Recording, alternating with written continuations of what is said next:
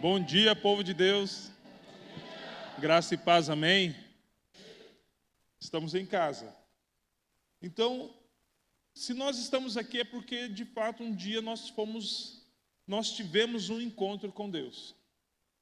Seja ele num retiro, impactado por aquela loucura toda de um final de semana, seja num quarto, seja num culto como esse, ou assistindo a um culto online. Se você está assistindo ao nosso culto online, seja bem-vindo, Deus te abençoe. Mas eu me lembro do meu encontro com Deus. Eu me lembro do dia que eu levantei a mão, numa quinta-feira à tarde de 1997, agosto.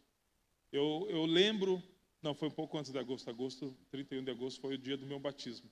Mas eu lembro de quando Jesus começou a ministrar as primeiras coisas no meu coração. E eu não conhecia Jesus, eu não sabia muito bem a respeito da sua palavra, mas eu lembro do dia que ele começou a ministrar no meu coração. Eu estava dentro de um ônibus, lotado com 35 jovens da igreja, ou um pouco mais, porque tinha alguns de pé.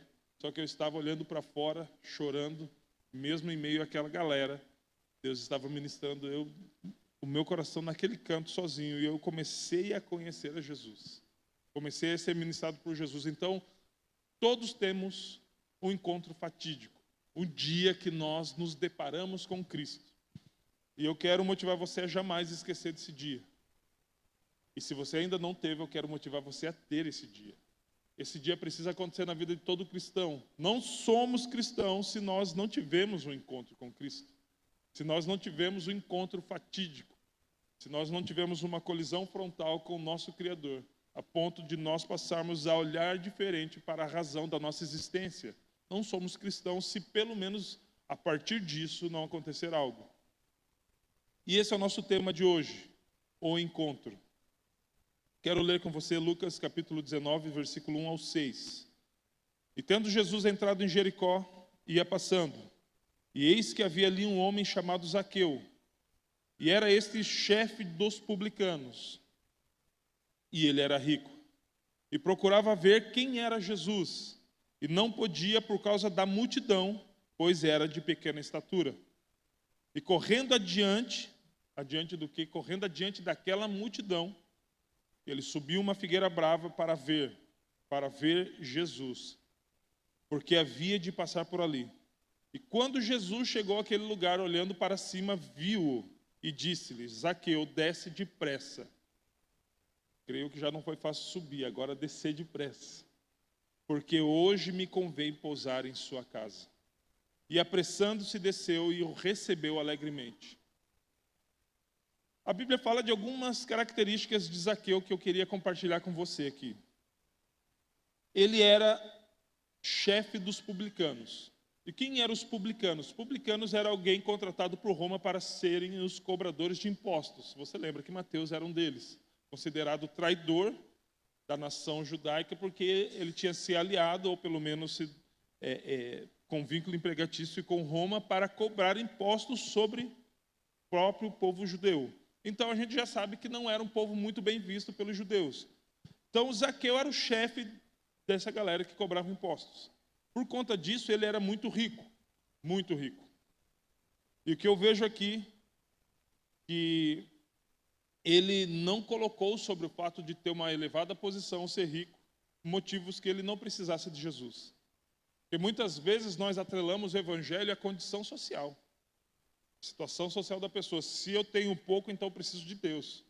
Se eu tenho muito, então não preciso de Deus. E quem disse que Jesus morreu nu numa cruz, sendo envergonhado para que a nossa condição financeira mudasse? Então, nós não temos essa base da teologia da prosperidade, embora nós cremos que ele pode fazer todas as coisas. Porém, ele mesmo disse: esforça-te e eu te ajudarei. Então, nós não vamos entrar no mérito da questão de ter muito ou ter pouco, mas entendemos que o fato dele ter muito, ele mesmo entendeu que lhe faltava algo. Na verdade, mesmo ele tendo uma alta posição, sendo chefe de pessoas bem-sucedidas, sendo rico, ele sabia que ainda lhe faltava. E não faltava algo pequeno, lhe faltava tudo. Porque aquilo que ele tinha era suficiente para essa vida. mas o que ele procurava em Jesus era suficiente para a eternidade. Então, o que ele tinha não levou ele a pensar que ele não precisava de Jesus. Mas também a sua condição de ser rico e a sua alta posição também não facilitava o acesso a Jesus. Porque Jesus não para atender você por causa da sua situação econômica. Se o seu nome está no Serasa ou se você está com a sua conta abarrotada. Tanto é que o fato dele viver sobre essas condições não facilitou o acesso a Cristo. E isso que eu acho demais. Não é pelo que você tem, mas sim por quem você é. Não importa. Diante de Jesus, todos vão se sentar à mesa. E quando todos estão sentados à mesa, ninguém vê quem é coxo, quem é aleijado, quem não é, quem é alto, quem não é, quem é rico, quem não é. Porque sentado à mesa, e a uma única mesa, é o mesmo alimento, é o mesmo banquete. E todos estão ali para serem servidos por aquele que nos chamou para esse mover que é ser igreja. Então, diante dele, não existe rico ou pobre. Não existe doutor ou indouto. Diante de Jesus, todos nós somos iguais. Uma condição apenas nos torna iguais. E é sobre isso que nós vamos falar. Então, a condição de rico ou de uma elevada posição também não facilitava o acesso a Jesus. Principalmente, esse acesso era mais limitado ainda por causa da sua estatura. Jesus estava cercado de muitas pessoas. A Bíblia não fala, mas provavelmente Zaqueu era alguém aí abaixo do 1,50. Então ele não conseguiria ver. Mas ele procurava, a Bíblia diz que ele procurava ver Jesus. Havia um desejo em Zaqueu de ver Jesus. E como nós podemos medir esse desejo? A Bíblia diz que ele correu à frente da multidão. E eu vejo algumas coisas que limitam.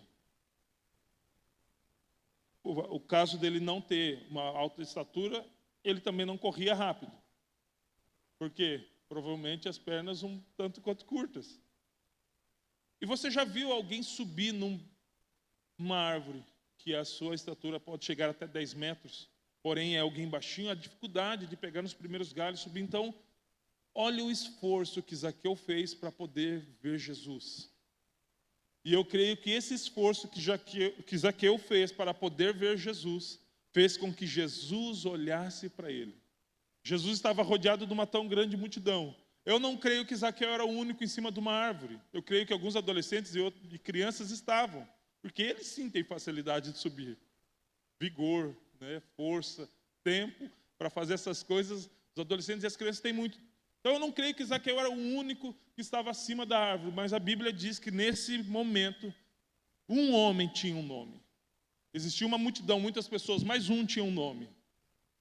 Apesar da Bíblia falar de algumas outras características, como rico, como alguém de uma alta posição e alguém baixo, não foi essa característica que fez com que Jesus olhasse para ele. O que fez que Jesus olhasse para Zaqueu foi o desejo de Zaqueu ter um encontro com Jesus, a ponto de movê-lo a subir numa árvore que deu com certeza muito trabalho. E a Bíblia diz que Jesus olha para cima e fala: Zaqueu, desce depressa. Eu imagino, poxa, mas o senhor não sabe o trabalho que deu para subir aqui, e o senhor quer que eu desça depressa. Só que quando nós temos um desejo de ver Jesus, um desejo de conhecer Jesus, um desejo de encontrar com Jesus, não existe esforço que possa nos impedir. Não existe nada que possa se colocar entre nós e Jesus, que nós não estejamos dispostos a transpor essas dificuldades. Sabe por que muitas pessoas às vezes passam a vida cristã da mesma forma por muitos anos?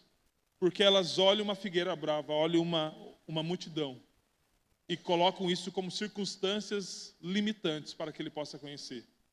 Ele olha a sua circunstância de vida, a sua condição de vida e fala: eu nunca vou conseguir ser assim, eu nunca vou conseguir fazer isso, eu nunca vou conseguir... Ei! Que fé que nós operamos a ponto da gente dizer que nunca, não vai, não dá certo, eu não consigo, eu não vou. Eu não estou aqui para dizer você é vencedor. A Bíblia já diz que em Cristo você é mais do que vencedor. Eu não estou aqui para inflar o ego, eu estou aqui para dizer, se existe de fato um desejo real no seu coração de encontrar a Cristo, então nada que se levante impossibilitará isso. E aconteceu com Zaqueu. E apressando, ele não desceu brabo, porque Jesus falou, desce daí. Talvez logo após ter acabado de subir. A Bíblia diz que ele desceu e recebeu Jesus alegremente. Então, não foram as circunstâncias que impediram. Não foram as situações ali. Ele teve o encontro verdadeiro. E esse é o segredo para o encontro verdadeiro com Jesus. Desejar e procurar. Ainda que seja difícil. Zaqueu encontrou Jesus. E foi visto por Jesus. Eu acredito muito que, indiferente de nós estarmos na igreja 3 dias, 3 semanas, 3 meses, 3 anos ou 3 décadas, isso pode ser, talvez aqui, alguma das nossas realidades, nós corremos o risco de não conhecermos a Jesus. Por apenas nos contentarmos em saber quem Ele é. Quantos aqui conhecem o atual presidente da República? Você sabe qual é a cor preferida dele? É bem provável que a gente saiba. Mas você sabe qual é o prato preferido dele? Você sabe qual a roupa preferida dele? Então, na verdade, por que nós não sabemos? Porque nós sabemos apenas quem Ele é e não o conhecemos. Nós arriscamos a passar nossa vida toda sentado dentro dessa igreja, manifestando a nossa fidelidade através de dízimos e ofertas, frequentando constantemente os nossos life groups ou células, jamais faltando um domingo de culto, sem conhecer a Jesus. Esse é o risco que eu e você corremos. Por quê? Porque às vezes a gente se satisfaz por saber quem Ele é. E quem Jesus é? Jesus é o Filho de Deus. Aquele homem que há 2000 anos atrás, aproximadamente, morreu numa cruz pelo pecado da humanidade. Alguém que nasceu numa manjedoura, foi gerado pelo Espírito Santo em Maria. José, seu pai, o recebeu, não rejeitou a sua esposa. Você precisa vir à igreja para saber dessa história? Não. Então, saber quem é Jesus é muito fácil. E eu não estou falando que isso é ruim. Isso é o primeiro passo e precisa existir. Só que, mais do que saber quem é Jesus, nós somos convidados a conhecê-lo. E é isso que vai diferenciar o fato de você, 30 anos depois de estar em Cristo, de vir para a igreja, a sua vida ainda ter... Porque a igreja é um amontoado de gente que está procurando aperfeiçoamento. Então, se nós estamos procurando aperfeiçoamento, é porque nós somos falhos. Amém? Então, se você estiver perto de mim, você vai ver falha. E se você ficar longe, vai parecer que você está de perto, porque você vai continuar vendo falhas. Então, a questão é, o que faz com que a gente prossiga nesse caminho? Conhecer e prosseguir em conhecer a Jesus. Foi isso que o profeta Oséias, escreveu em capítulo 6, versículo 3. Conhecer e prosseguir em conhecer. Conhecer é um ato, prosseguir em conhecer é um processo. Então, vir à igreja, levantar a mão, receber a cura, receber a libertação é um ato, mas esse ato também é um processo, porque a gente faz isso um dia e continua fazendo isso todos os dias. Chegar à estatura de varão perfeito. Então, até que isso aconteça, temos um processo do qual nós precisamos cotidianamente. Aí sim encontrar Jesus no nosso TSD, no nosso quarto, no nosso devocional, no nosso tempo com Deus. Então, que você não tenha o risco. Quer dizer, o risco você tem. Mas que você não incorra no erro de estar sentado aqui alguns dias, semanas, talvez anos, e você perceber que você apenas sabia quem Jesus era e não o conhecia. Porque conhecer a Deus é o resultado de um encontro verdadeiro. Saber quem Cristo é o resultado de uma informação. Você quer um encontro verdadeiro ou você quer uma informação? E o que você quer vai ser refletido pelo que você faz. O que Zaqueu queria foi refletido naquilo que ele fez. Porque se ele não subisse, significava que, na verdade, ele não queria tanto assim. Será que nós queremos tanto assim? Será que nós empreendemos tanta força? Será que nós damos um jeito ou damos uma desculpa? Qual é a nossa condição? Então, meus amados, isso é um processo no qual todos os dias precisamos decidir estar nesse lugar de encontro. Todos os dias estar nesse lugar de encontro com Deus. O encontro não é apenas quando o encontro verdadeiro Grave isso, querido. Não é apenas quando você se encontrou com quem realmente Cristo é, mas também é quando Cristo realmente se encontra com quem você é. Porque nós encontramos a Jesus, somos impactados por uma palavra, levantamos a nossa mão, nos entregamos a Ele. Mas entenda que o verdadeiro encontro é quando você se mostra a Ele como quem você realmente é. Não como os outros acham que você é. Não como você pensa que você é. Jesus não se encontra com a forma com que você se expressa com as pessoas à sua volta, ou seja, com a sua personalidade. Não é com a sua personalidade que Jesus se encontra. Jesus não se encontra com a sua formação moral ou a sua qualidade peculiar. Isso é caráter.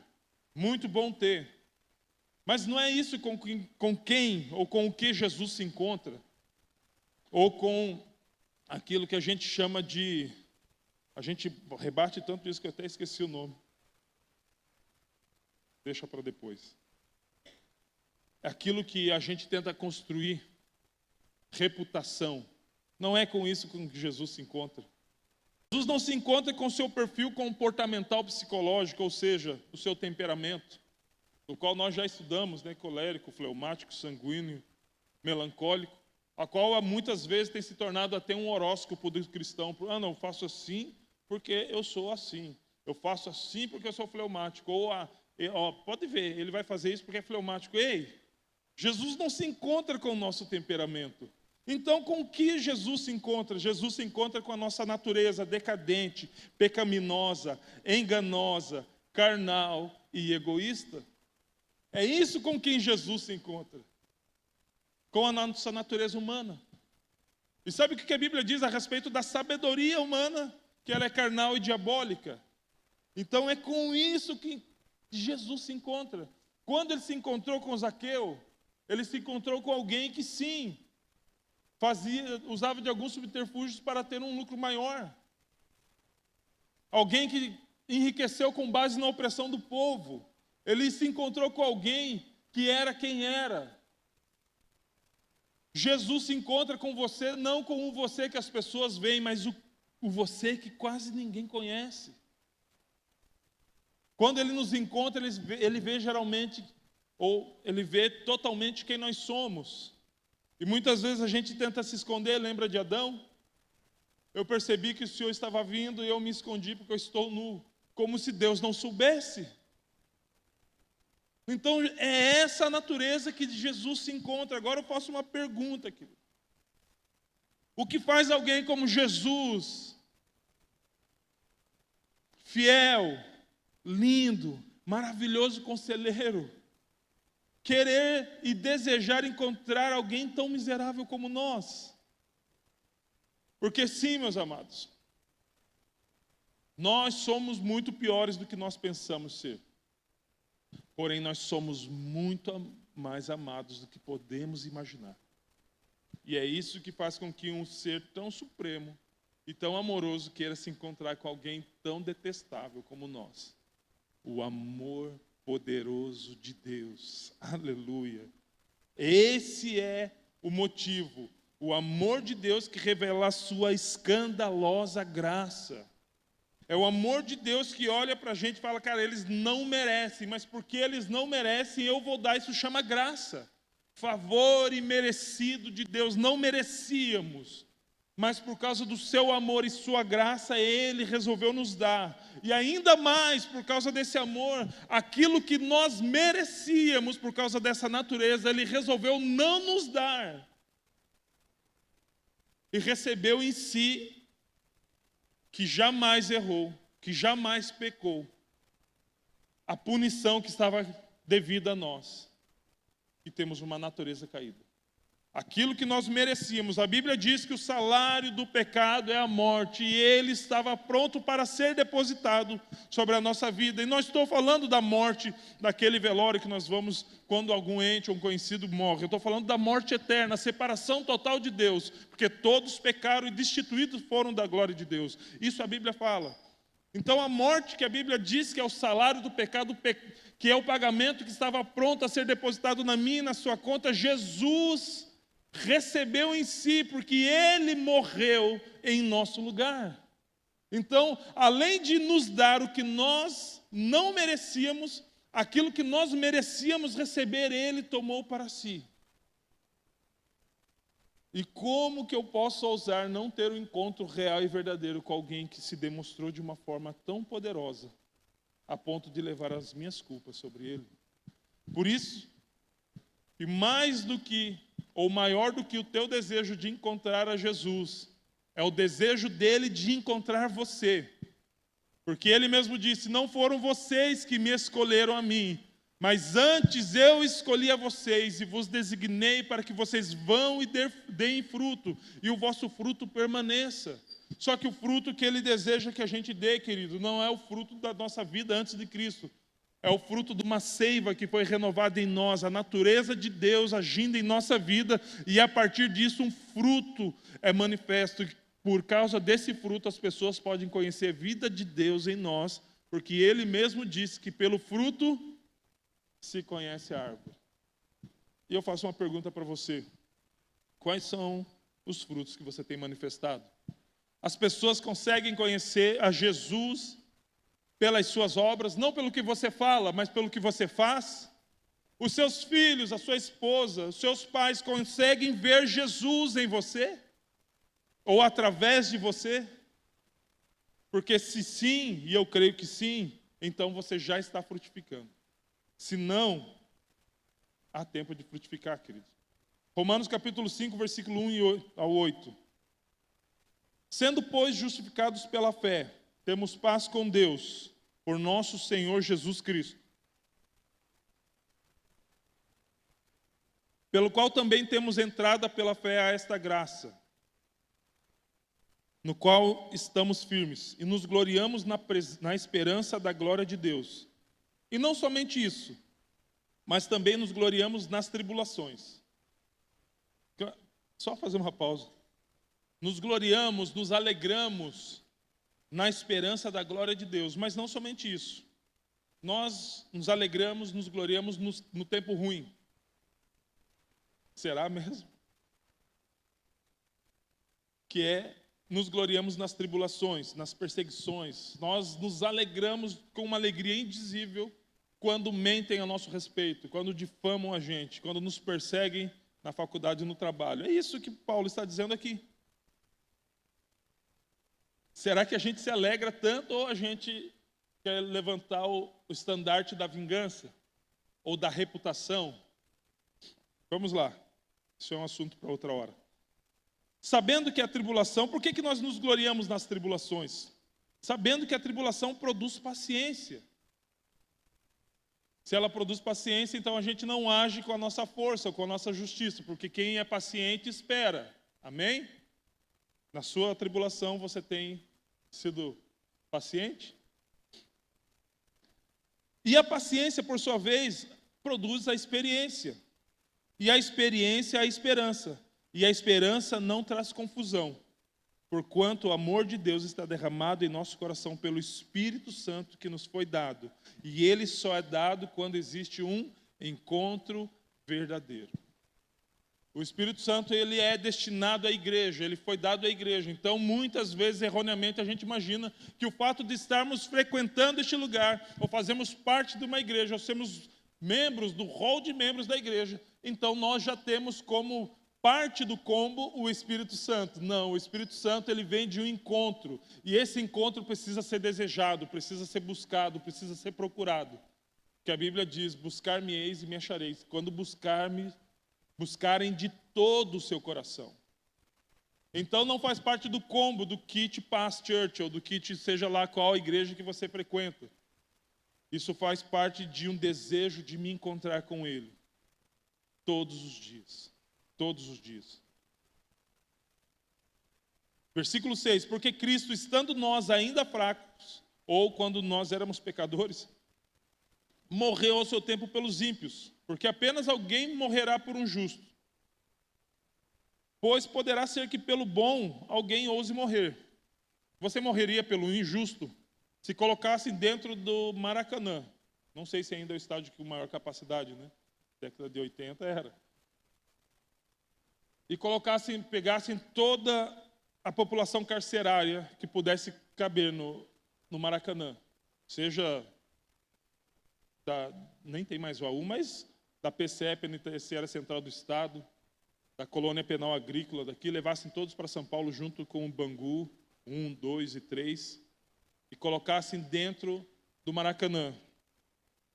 E perguntasse para você, você morreria por esses? Eu sei que você responderia. É a mesma resposta que eu. Não. Romantizando o Evangelho, a gente diria que sim. Porque eles precisam também da graça de Deus. É verdade. Mas sendo bem realistas, eu e você sabemos que não.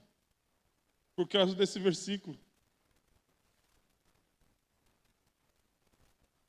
Pois poderá ser que pelo bom alguém ouse. Talvez a gente pense em morrer por alguém bom. Agora imagine por alguém dessa estirpe que a gente falou aqui.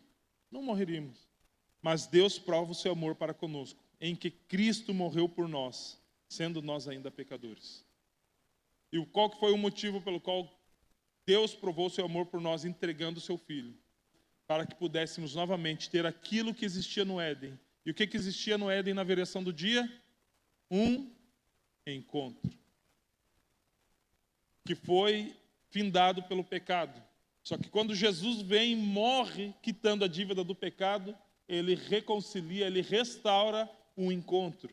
Então, em Cristo, nós podemos nos encontrar novamente, como acontecia antes no Éden, porque nós não apenas conhecemos, mas somos por Ele conhecido. Cara, e isso é um privilégio, é um presente que Deus nos dá. E o encontro verdadeiro vai produzir ao menos 3 coisas.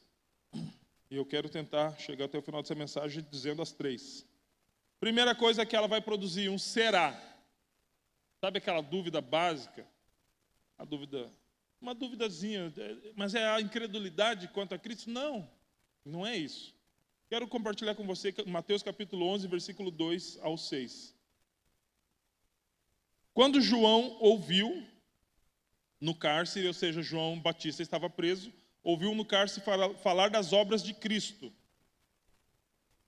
A Bíblia fala das obras, já tem uma versão que fala, porque essa passagem está em outro evangelho, ela fala dos feitos de Jesus acerca de um momento específico, que é quando ele estava indo curar a filha de Jairo, que foi na mesma caminhada que ele encontrou a mulher com fluxo de sangue.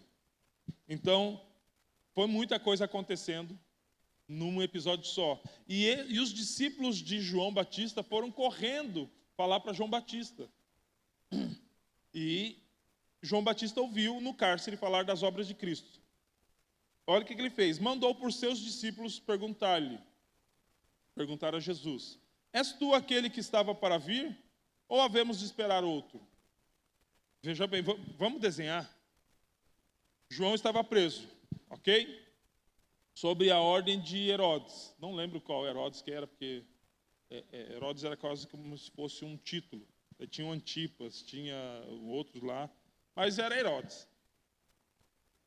E ele chega a notícia de que Jesus estava curando, estava ressuscitando mortos. Foi o que aconteceu ali. Jesus tinha acabado de curar uma mulher que tinha gastado todo o seu dinheiro procurando médicos, e ela estava rejeitada por toda a sociedade porque ela tinha um fluxo de sangue contínuo. E são essas as notícias que chegam a João Batista lá na prisão. E olha o que João pergunta para Jesus, manda os seus discípulos perguntarem a Jesus: és tu aquele que estava para vir, ou havemos de esperar outro? Olha o cenário para ver uma dúvida. E Jesus sempre responde algo meio diferente daquilo que a gente pergunta, ou daquilo que a gente traz à mesa. Lembra do Nicodemos? Ninguém pode fazer os sinais que o Senhor faz se não vir, ou se não for enviado dos céus. E Jesus responde: ninguém pode entrar no reino dos céus se não nascer de novo. Tipo, quase que parece que nada a ver, mas tem tudo a ver. Porém, não é tão entendível assim com a mente natural. E Jesus responde, disse a eles: ide anunciar a João que estáis ouvindo e vendo. Os cegos veem, os coxos andam, os leprosos são purificados, os surdos ouvem, os mortos são ressuscitados. Ei, não era isso que eles já tinham ouvido? Eles tinham acabado de anunciar isso a João. E Jesus fala para eles falarem novamente aquilo que eles estavam vendo. E aos pobres está sendo pregado o evangelho. Só que o versículo 6, e bem-aventurado é aquele que não achar em mim motivo de tropeço. Você sabe quem era João Batista? João Batista era primo de Jesus, 3 meses mais velho que Jesus. Filho de Isabel e filho de Zacarias, que era o sumo sacerdote. Eles eram parentes. Quando Isabel se encontrou com Maria, João Batista foi cheio do Espírito Santo no ventre. Ele começou a saltar no ventre de Isabel, cheio do Espírito Santo, porque encontrou com Maria grávida de Jesus. João Batista, com uma missão totalmente celestial, saía pelo deserto pregando: arrependei-vos, porque é chegado a vós o reino. E ele tinha também uma culinária bem peculiar. Ele se alimentava de gafanhoto e mel silvestre, se vestia de pele de camelo, parecia um doido. É normal para os profetas, né? Eles não são tão compreendidos assim. Não que eles façam questão. Olha a proximidade com Jesus, a proximidade com o caráter de Jesus, a proximidade com o que aconteceu na vida de Jesus desde criança. Olha o que ele pregava no deserto. Não bastando isso, se isso não for suficiente para você, ele estava batizando no Rio Jordão e de repente Jesus aparece para ser batizado também por ele. E quando ele fala: eu não sou digno de desatar as sandálias, fica aí que eu tenho que ser batizado por ti. Jesus falou: João, fique de boa, deixe que se cumpra a justiça de Deus. E a Bíblia diz que João ouviu, não sabemos se todo mundo ouviu, mas ouviu-se naquele lugar, se todo mundo ou só João. Mas João viu o Espírito Santo descendo sobre Jesus como uma forma corpórea de uma pomba e ouviu: este é o meu filho amado, com uma voz de trovão vindo do céu, a quem a minha alma tem prazer. Só que estando preso, o que João manda perguntar? Meu primo, Jesus, você é aquele que haveria de vir ou devemos esperar outro? Eu não sei se já aconteceu com você, querido, mas comigo já. Será que isso mesmo é uma vida cristã? Será que isso que eu estou passando é fruto de uma vida de quem encontrou Jesus? Será que Jesus mesmo é tudo isso que eu estou ouvindo falar? Eu não sei se você já se escandalizou até quando entrou nessa igreja. Falei: misericórdia, que lugar estranho, tudo preto com umas luzes. Será que essas pessoas têm Jesus e têm alguma coisa para oferecer? O será faz parte da nossa vida, querido. Fique tranquilo, o será faz parte da nossa vida. Se fez parte da vida de João Batista, que era João Batista, que ouviu a voz de Deus ecoando naquele lugar, dizendo a respeito de Jesus que ele era o Filho amado, no qual Deus tinha prazer, e nós que não vimos e nem ouvimos isso, e nem batizamos a Jesus, não fomos cheios do Espírito Santo no ventre da nossa mãe, não temos um parentesco com Jesus e não somos filhos de sumos sacerdotes, como não teremos também alguns serás da nossa caminhada cristã? Só que o que Jesus falou no final: bem-aventurado aquele que não achar em mim motivo de tropeço, trouxe paz ao coração de João Batista.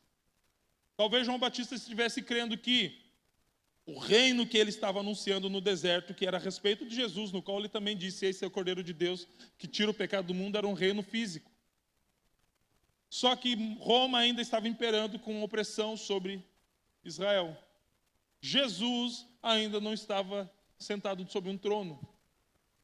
Afinal, na verdade, ele nem parecia fisicamente um rei. Ele não tinha recursos, ele não tinha províncias, dormia em tendas, a ponto de dizer que o Filho do Homem não tem um lugar para reclinar a sua cabeça. Não parecia nada parecido com aquilo que ele estava pregando. E muitas vezes nós vamos ter os nossos será, sabe por quê, querido? Porque às vezes uma vida cristã não é exatamente como a gente imagina que vai ser. Assim como aquilo que Jesus estava fazendo não parecia exatamente como um profeta tinha anunciado. E por final,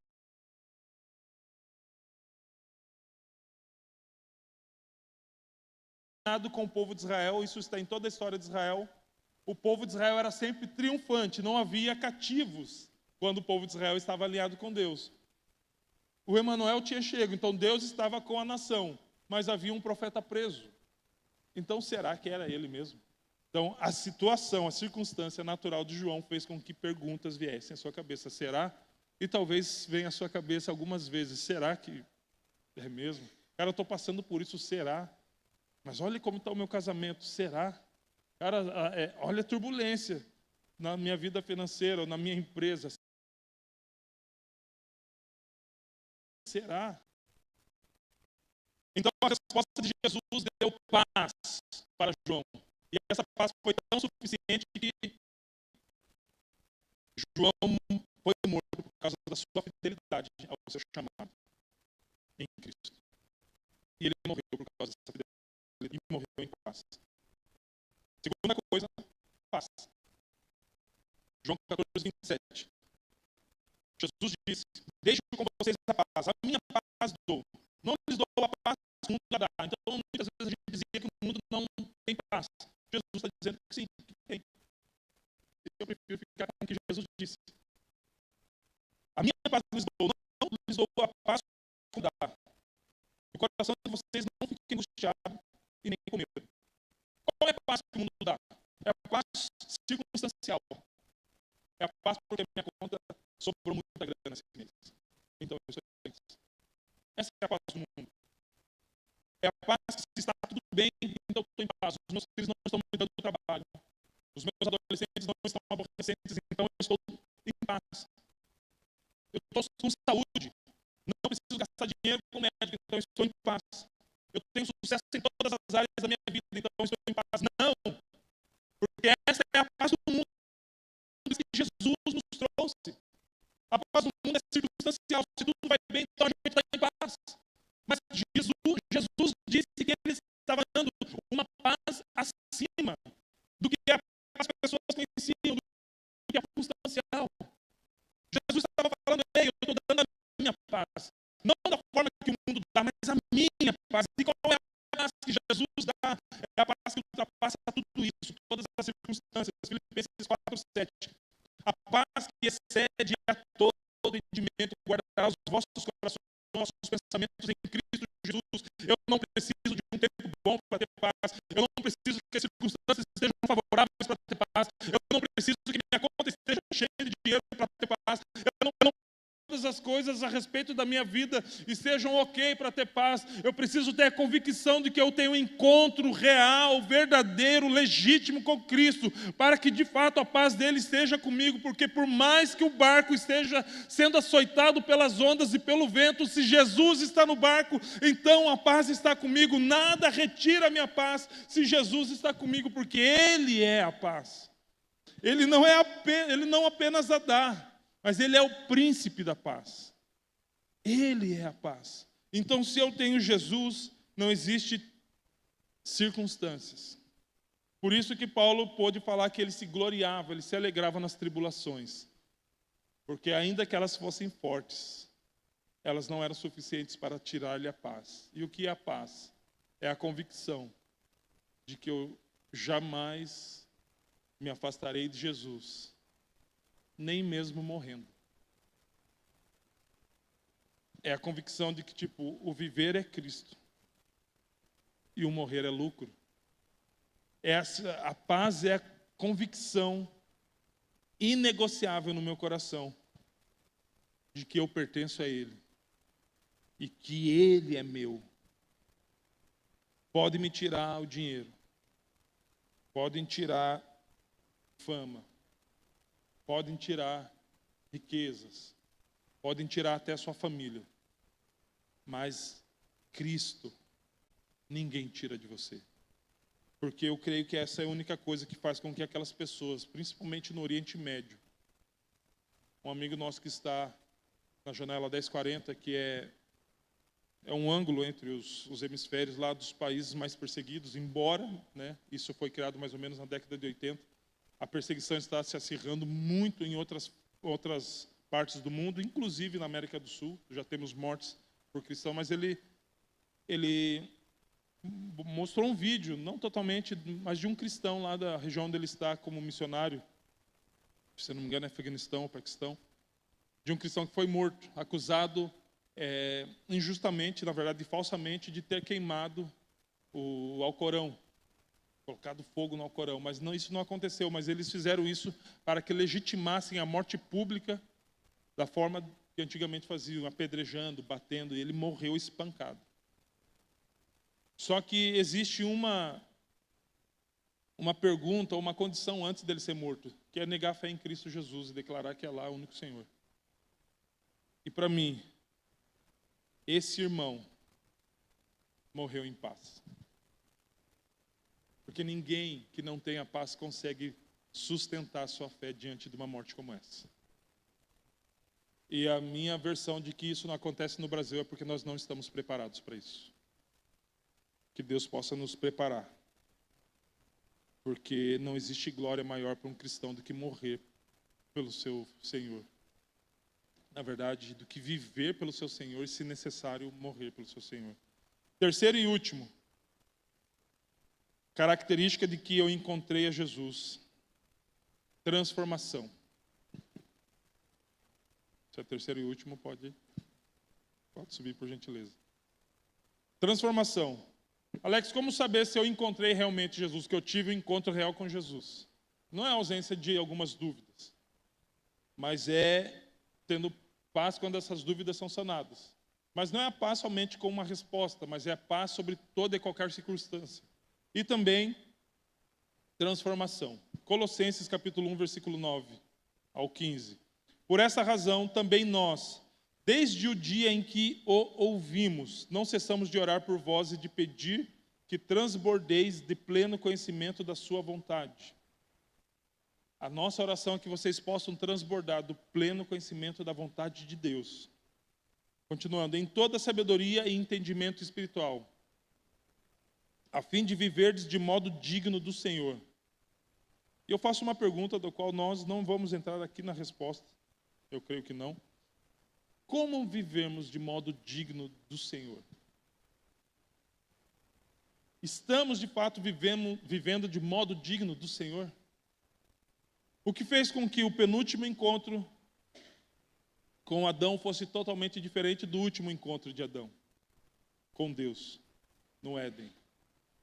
Todos os encontros com Deus, de Adão com Deus no Éden, estavam crescentes, cada vez mais íntimos, mas o último não foi igual ao penúltimo. O último foi desastroso. E creio eu porque ele não conseguiu viver de modo digno do Senhor. Continuando, para o seu inteiro agrado. Agrado de quem? De Deus, o nosso papel, querido. A pergunta muito feita hoje na nossa geração é: qual é o meu chamado? Vou te dar uma das respostas: agradar a Deus. Se encontrar com Ele.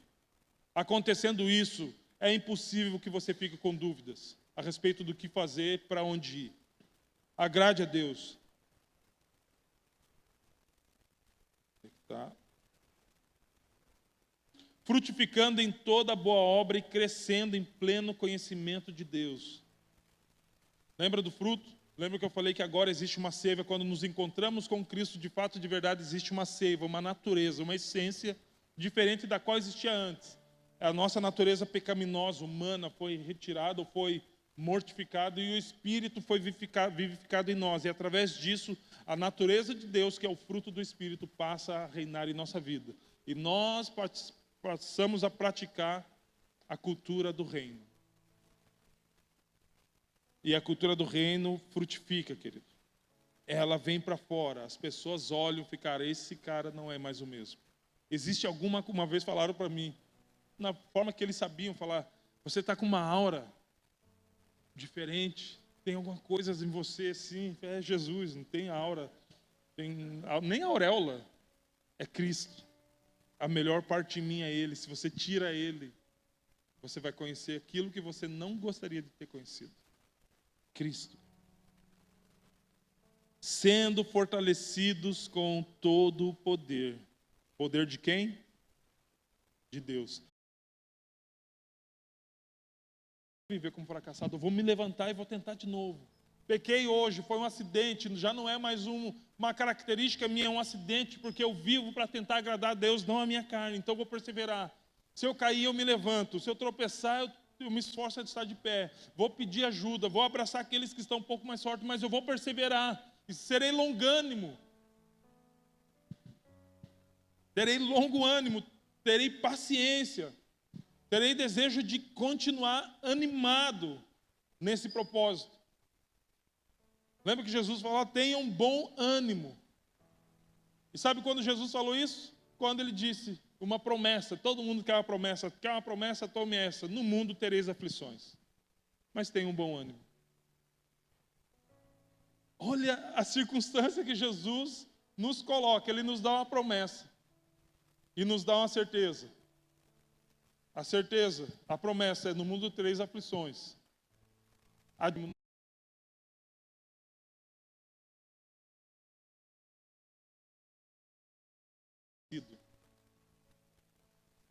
Por isso que em Cristo somos mais do que vencedores. Nele. Aleluia. Dando graças ao Pai, que vos fez idôneos. Não éramos idôneos. Que vos fez idôneos à parte que vos cabe da herança dos santos na luz. Idôneos é preparados. Nós não estávamos preparados. Lembra da graça? É imerecido. E a desgraça era merecida. Só que o que nós merecemos, Ele não nos deu. Mas Ele nos tornou aptos, prontos, que é o significado de idôneos, para participar daquilo que nos cabe dentro da herança como santos da luz. Ou seja, toda a obra foi de quem? Dele. O que precisa ter em nós? Um desejo de encontrá-lo, de uma forma como jamais antes. Coloque de pé, por gentileza. Ele nos libertou do império das trevas, versículo 13, e nos transportou para o reino do Filho do seu amor.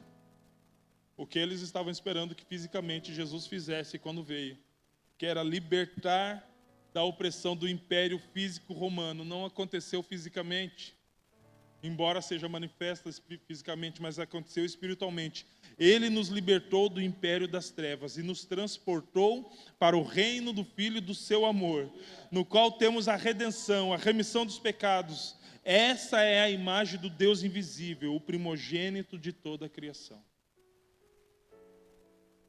A evidência de que tivemos realmente um encontro verdadeiro com Cristo, querido, é a transformação da nossa existência. Eu quero orar contigo. Por quê? Porque nessa caminhada, nessa jornada cristã, algumas vezes, em alguns casos, muitas vezes, nós nos parecemos muito mais com aquele que não conheceu a Cristo do que alguém que já teve um encontro com Ele. E mesmo tendo um encontro tão forte, é comum a gente, comum não, mas acontece da gente se comportar como se não tivesse conhecido, como se não tivesse encontrado. As nossas atitudes, ao invés de apontar para Jesus, e como disse Paulo, a esse crucificado, elas apontam para o velho homem, que esse era para estar morto, mas agora parece que está tão vivo quanto antes. E eu não trago essa mensagem para te trazer peso ou condenação, pelo contrário. Eu digo a você que um encontro é possível agora. Que um encontro é possível todos os dias, que quando nós nos encontramos, quando nós olhamos para Ele, e desejamos no nosso coração estar com Ele, nós nos tornamos cada vez mais parecidos com Jesus, porque essa é a obra do Espírito Santo em nós, nos tornarmos parecidos com Ele. Porque quando nós manifestamos o fruto do Espírito, é a evidência do caráter de Cristo manifesta em nossa vida. Não vivemos mais como antes, mas agora Cristo vive em nós. Não andamos mais como antes, mas andamos no Espírito. Agora, quando erramos, não é mais uma prática de escravos do pecado, mas um acidente. E quando acontece, corremos desesperadamente para o arrependimento e encontramos perdão, porque conhecemos o Deus perdoador. Esse é o encontro com Deus. Seja num retiro de 2 a 3 dias, seja no seu quarto, seja num domingo como esse. O que vai fazer a diferença é você decidir caminhar esse processo com Ele. Feche seus olhos, por gentileza.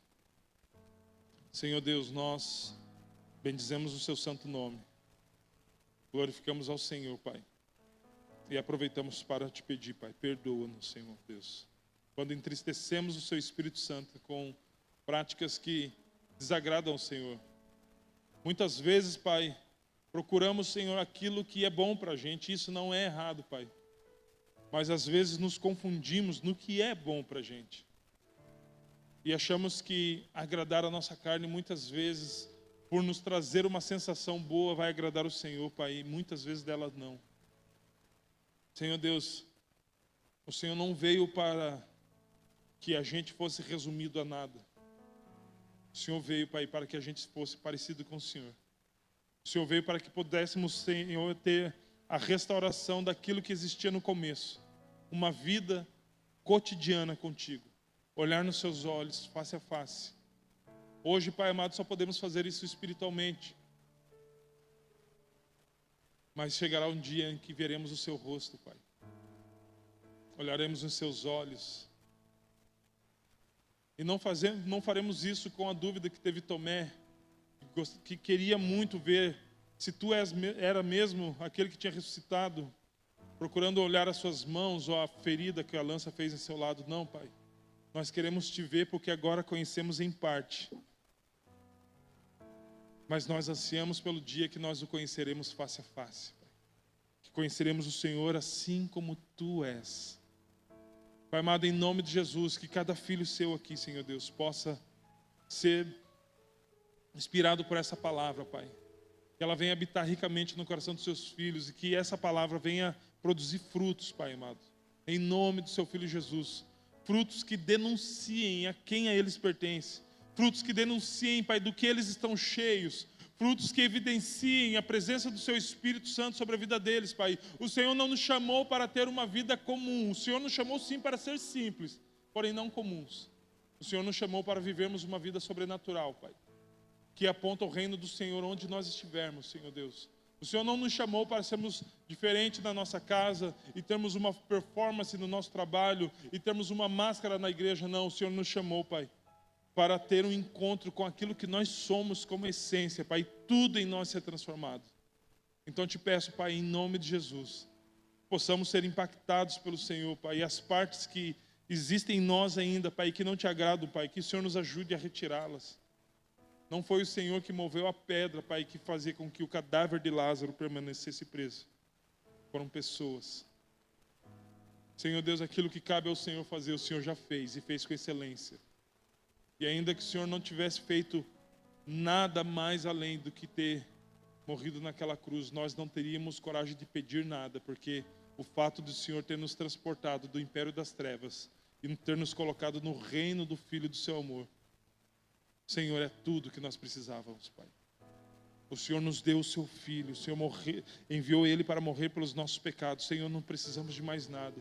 Mas mesmo assim a sua palavra diz que o Senhor que deu o seu Filho, como não nos dará outras coisas juntamente com o seu Filho? Então o Senhor nos dá uma vida nova, o Senhor nos dá um novo nome, o Senhor nos dá uma oportunidade nova todos os dias, o Senhor nos dá a possibilidade de sermos transformados pela sua palavra, o Senhor nos dá a possibilidade de termos intimidade com o Senhor. Nós não somos frequentadores de uma religião, nós não somos frequentadores de uma igreja, nós somos filhos do Senhor, e por causa dessa filiação nós temos acesso a uma herança, não uma herança que merecíamos, mas uma herança que o Senhor mesmo nos tornou apto para recebê-la. Por isso eu te peço, Senhor Deus, se um dia, e esse dia vai acontecer, Pai, quando nós, Senhor Deus, esquecermos dos seus benefícios, quando nós nos desanimarmos, Senhor, dessa caminhada, quando nós, Senhor Deus, olharmos para as coisas que não são do alto, mas as coisas terrenas, Pai, nos desperta, Pai amado, para que possamos voltar sempre ao primeiro amor. Em nome do seu Filho Jesus, Pai, fortalece o coração dos seus filhos, Pai. Fortalece, Pai, a fé dos seus filhos, Deus. Que eles se coloquem de pé, Pai, como filhos e guerreiros fortes, convictos do seu chamado, cheios da sua paz. A paz que excede todo o entendimento, uma paz que não traz confusão, pelo contrário, ela tira a confusão, uma paz que tira o medo, Pai. Uma paz onde nós encontramos o seu amor, Pai. E nos encontramos em Ti como nós somos. E por nos encontrarmos em Ti, Pai, como o Senhor sabe quem nós somos, como nós somos, nós não nos envergonhamos, Pai. Porque o Senhor nos conhece, o Senhor nos sonda, o Senhor conhece a intenção do nosso coração.